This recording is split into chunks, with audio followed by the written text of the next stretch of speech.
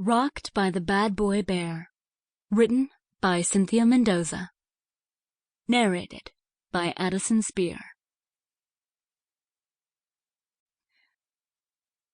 The bar was unusually quiet for a Friday night. Alan suspected it had something to do with the black eye that Dave, a member of the local biker gang, was nursing. He was sitting at one of the round, high-top tables with 3 of his buddies, and all 4 of them were eyeing him.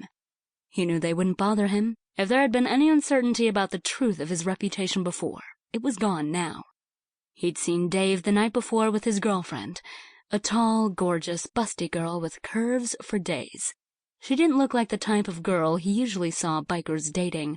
Blonde hair, green eyes, sweet smile, not a tramp stamp in sight. In fact, he wouldn't have been able to see it if she'd had one. She'd been dressed very conservatively in jeans and a plaid flannel shirt with the sleeves rolled up, and Converse. The black eye had happened right after she'd mentioned something about leaving the bar early, and Dave had grabbed her by the upper arm so hard she had cried out and yanked her down into her seat. Alan had come around the bar faster than he normally moved in public. "I don't think you want to do that, man," he'd warned Dave. This was the biker's usual haunt, and while there'd been more than a few dust-ups between him and the other guys, this was the first time he'd ever seen them bring a girl here. It wouldn't have surprised him to know that they were rough with the women in their lives, but he couldn't stand by and watch it happen right in front of him. Dave's upper lip had curled back in a sneer. "What are you gonna do about it, huh?" "Get a grip, Dave. You know better than to fuck with Ellen."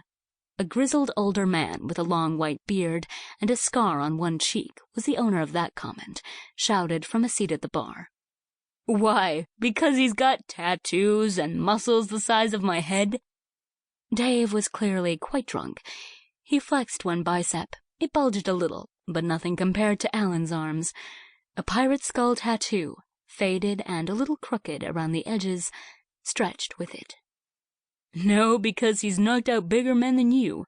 Take my advice, son. Just stand down and take your hands off the lady." Dave laughed, looking at the blonde. "You gonna stay here, honey?" She bit her lip, but tossed her hair back defiantly. "No, Dave, I'm going home. I don't like the way you act when you're drunk." "I'm not drunk," he snarled, and slapped her across the face before any of them could move. Any of them. That is, except for Alan. His fingers had barely made contact with her cheek before he was on the floor, his eye already bruising and Alan's knee firmly in his chest. The girl had stumbled backwards, her hand on her cheek, eyes wide and fixed on Alan. He'd stood up slowly, glancing around. The other 3 bikers looked a little pale around the edges. None of them moved to help Dave up. Without a word, he turned and gone back behind the bar, only briefly glancing at the girl. "Go home," he'd muttered as he passed her. She'd turned and fled. He hoped that she was now Dave's ex-girlfriend. Likely she'd wind up with another troublemaker soon enough. The men in this town seemed to be like that. Bikers, lumberjacks, old drunk veterans who just wanted some peace and a good beer.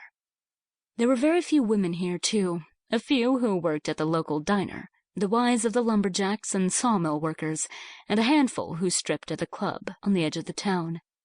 In fact, the only woman he saw on a regular basis was Martha, the widow who owned the bar. She'd run it with her husband for 20 years, and now had managed it on her own for 5 years after his death. He'd shown up a year into that, and she'd promptly given him the heavy lifting that her husband had done, as well as the job of managing the floor. She kept up the bookkeeping and the orders, and for the last 4 years, everything had run in perfect harmony. It was lonely out here sometimes, but he liked lonely. It had been so long now since he'd lived in anything close to civilization, he couldn't even really remember what it was like. The bar, normally loud and raucous on a Friday night, was a low hum of noise, punctuated by glances thrown his way every few minutes.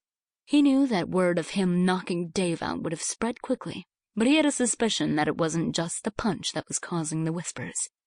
It was nothing new for him to get into a fight. He had a quick temper and a strong sense of how people ought to behave, and he'd broken up more than one fight in the bar by laying the guy out. Sample complete. Ready to continue?